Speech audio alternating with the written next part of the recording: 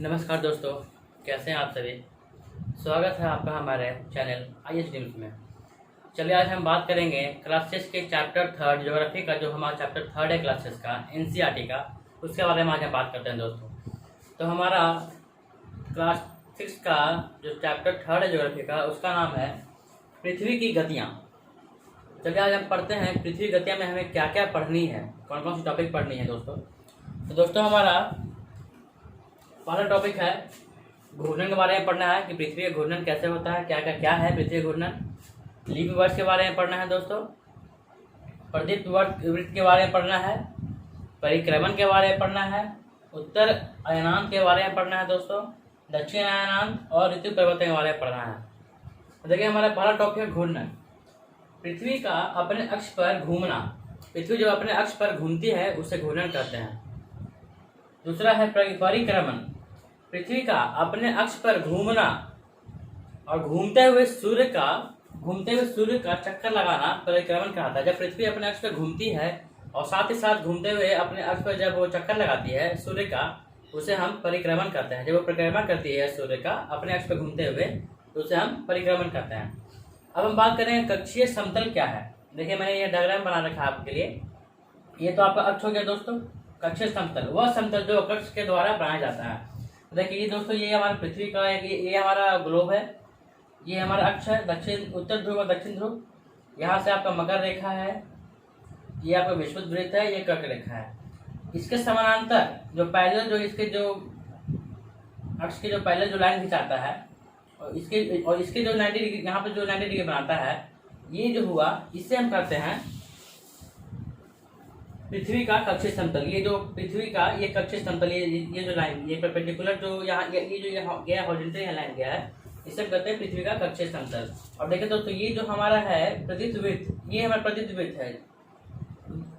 ये आपका मकर रेखा, ये आपका जो अक्ष है, ये वृत्त है।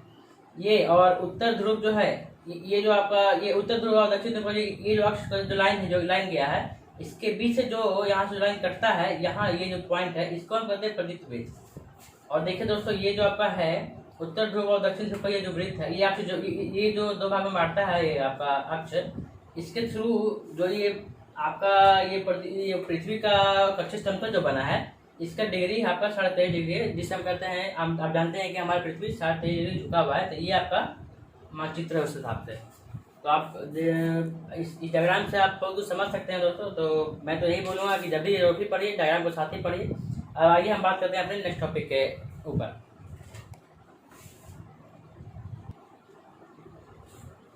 दोस्तों हमारा अगला टॉपिक है प्रदीप्त वृत्त क्या है।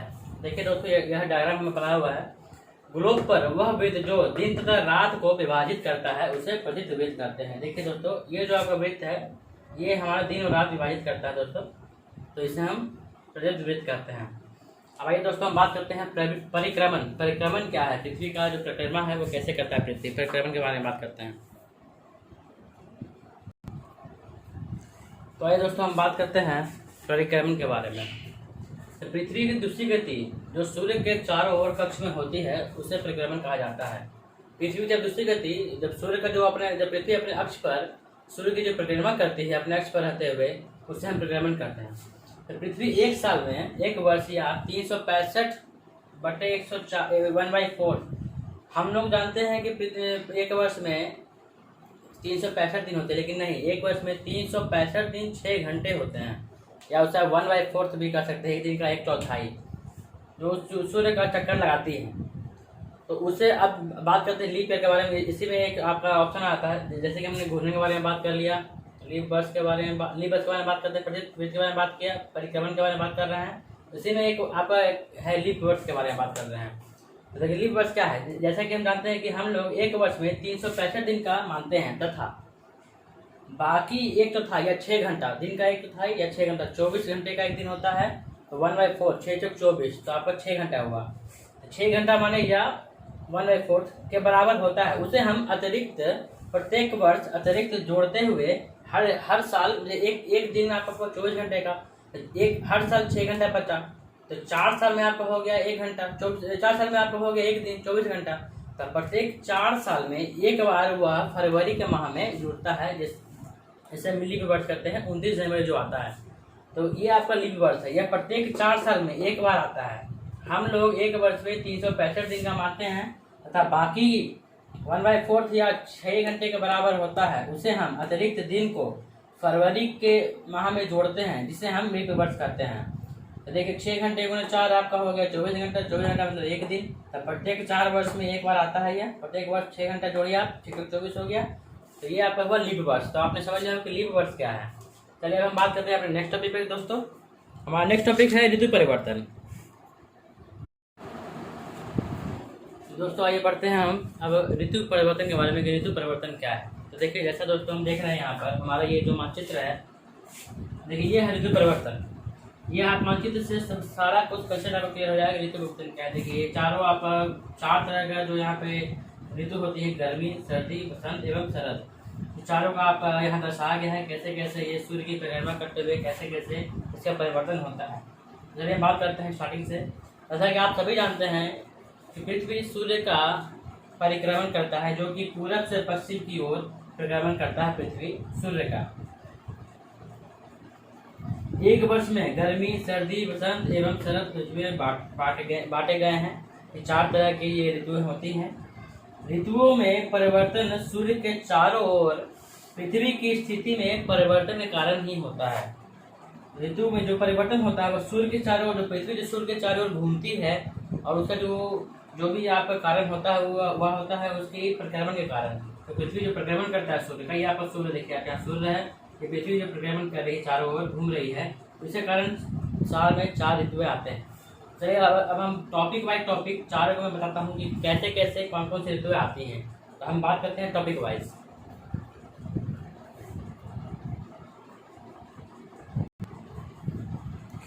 तो देखिए दोस्तों ये हमें पढ़ना है। देखिए 21 जून को उत्तरी गोलार्ध सूर्य की ओर झुका होता है। पहले हम बात करते हैं इस बारे में, यानी 21 जून के बारे में। ये हमारा जो सूर्य है, देखिए सूर्य 21 जून को यहाँ पे सूर्य, ये पृथ्वी का जो उत्तरी गोलार्ध है ये सूर्य की ओर झुका हुआ रहता है, इसलिए इसकी जो जितनी किरणें होती हैं ये खास तौर पर, देखिए इसकी जितनी किरणें होती हैं ये खास तौर पर उत्तरी गोलार्ध में ज़्यादातर पड़ती हैं, इधर कम पड़ती है, इधर पड़ती ही नहीं है।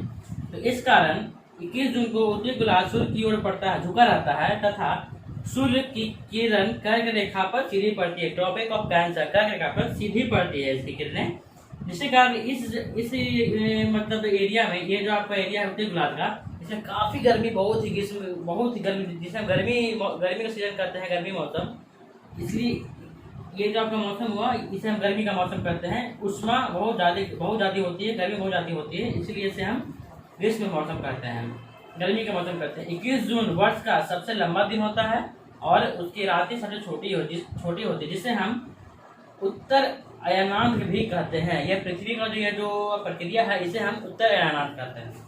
चलिए अब बात करते हैं हमारे दूसरे टॉपिक पे। तो देखिए दोस्तों हमारा ये 22 दिसंबर वाला जो दिन है, ये देखिए इस दिन उत्तरी गोलार्ध 22 दिसंबर को दक्षिण ध्रुव पर, ये जो दक्षिण ध्रुव है सूर्य की ओर झुके होने के कारण, दक्षिण ध्रुव सूर्य की ओर झुका हुआ है, ये तो इधर है सूर्य की ओर दक्षिण ध्रुव है, तो सूर्य की ओर झुके होने के कारण मकर रेखा पर सूर्य किरण सीधे पड़ती है इसकी, इसलिए और लंबत पड़ती है इसके, इसीलिए दक्षिणी गोलार्ध में बहुत बड़े भाग में, दक्षिणी गोलार्ध का जो बहुत बड़ा भाग है ये, इस बहुत बड़े भाग में प्रकाश प्राप्त होता है, बहुत बड़ा भाग प्रकाश प्राप्त होता है इस एरिया में। इसीलिए दक्षिणी गोलार्ध में लंबे दिन तक, इसलिए दक्षिणी गोलार्ध में दिन लंबा होता है और रातें छोटी हो जाती हैं, जिसे हम ठंडे के मौसम में करते हैं। ठंड में आपका रात जो है वो, जो दिन जो है वो लंबा रहेगा और रात बहुत छोटी होती है, और उसका विपरीत होता है गर्मी के मौसम में, दिन बड़ा होता है रातें छोटी, दिन बड़ा होता है और रातें छोटी होती हैं, नहीं सॉरी दिन छोटे होते हैं रातें लंबी होती हैं। ये आपका हो गया ग्रीष्म ऋतु, ठीक है, ये आपका हो गया गर्मी का मौसम, ये ठंडे का मौसम हो गया। अब आइए बात, जैसे इसके ठीक विपरीत स्थिति उत्तरी गोलार्ध में भी होती है, उत्तरी गोलार्ध में ठीक विपरीत यहाँ पे होती है, ठीक है। तो पृथ्वी का इस अवस्था को हम दक्षिणी अयनांत कहते हैं, ये आपका उत्तरी अयनांत है, उत्तर की ओर झुका हुआ तो उत्तरी अयनांत हो गया, दक्षिण की ओर झुका हुआ तो दक्षिणी अयनांत हो गया। अब चलिए बात करते हैं हम अपने वसंत ऋतु और शरद ऋतु के बारे में। तो देखिए दोस्तों ये हमारा अगला टॉपिक है। देखिए 21 मार्च को एवं 23 दिसंबर को सूर्य की किरणें विषुवत वृत्त से, ये आपका 21 मार्च हुआ और यहाँ पर 23 दिसंबर हुआ। तो इन दोनों समय में हमारा पृथ्वी जो है विषुववृत्त भूमध्य रेखा पर सीधी पड़ती है। इस अवस्था में कोई भी ध्रुव सूर्य की ओर झुका नहीं रहता है। देखिए ये सब झुका हुआ, इधर झुका हुआ, इधर झुका, सूर्य यहाँ पे है। ये सीधे किरणें इसके इधर नहीं पड़ रही, इधर नहीं पड़ रही है।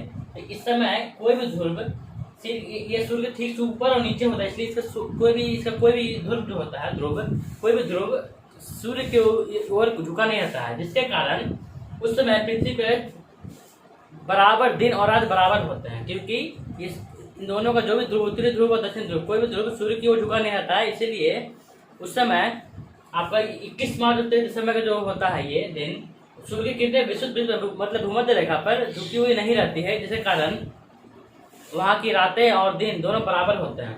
23 दिसंबर की उत्तरी गोलार्ध में शरद ऋतु होती है, जबकि दक्षिण गोलार्ध में बसंत ऋतु होती है। 21 मार्च को स्थिति इसके विपरीत हो जाती है, ठीक इसके विपरीत हो जाती है। उस समय शरद होगी और इसमें बसंत होगी। उत्तरी गोलार्ध में बसंत ऋतु और दक्षिण गोलार्ध में शरद ऋतु। इस प्रकार पृथ्वी के घूर्णन एवं प्रक्रमण के कारण दिन एवं रात और तथा ऋतु में परिवर्तन होते हैं। ये हमारा जो ऋतु परिवर्तन था, इस कारण और दिन रात चेंज होता है। देखिए ये सूर्य है, ये चारों आपका ध्रुव है, यहाँ पे चारों ग्लोब है। ग्लोब के द्वारा मैं इसका आपको बता रहा हूँ कि कैसे कैसे दिन और रात और ऋतु परिवर्तन होती है। इस सूर्य की जब पृथ्वी सूर्य का परिक्रमण करती है, उस समय जो ध्रुव जिस तरह होता है, सूर्य की झुका होता है, उसके अनुसार दिन और रात का भी अनुलोकन होता है और साथ में ऋतु परिवर्तन भी होती है। दोस्तों ये था हमारा आज का टॉपिक, पृथ्वी की गतियाँ। जो पृथ्वी की जो गतियाँ हैं, घूमती है, जो घूर्णन करती है, जो परिक्रमण करती है, उसके कारण कैसे दिन होते हैं, कैसे रात होते हैं और कैसे कैसे ऋतु परिवर्तन होते हैं। दोस्तों ये था हमारा आज का टॉपिक। तो आप पढ़ते रहिए और मिलते हैं हम अपने अगले क्लास में चैप्टर 4 के साथ। तब तक के लिए गुड बाय।